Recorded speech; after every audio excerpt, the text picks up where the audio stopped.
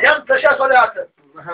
Și cu tremur mare de pământ și multe semne v-am arătat ca să cunoașteți că mânia mea este frumoasă pentru răutăți și pentru mea Sfântă Duminică.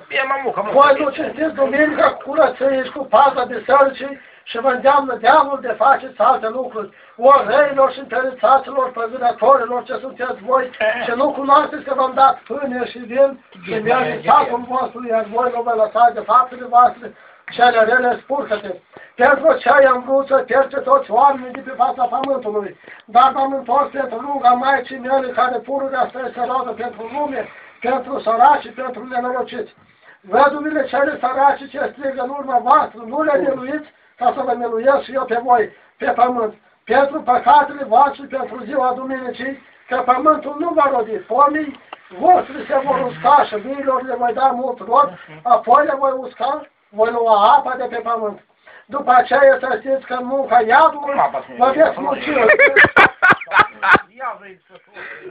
Că v-ați făcut răi, fiți voitori, mincinoși, și nu mai iubiți unul pe altul. Și veciți purtați și ascultați pe la fereastră altora și de rău altuia vă pare bine.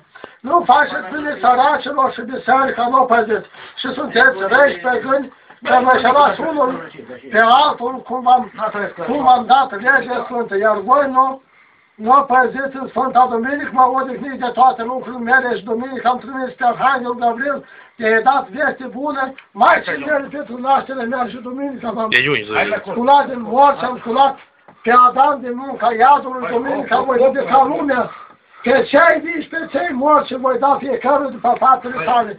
Iar cine a făcut bine, pe acela omul voi pune de-a dreapta mea, în împărăție mea.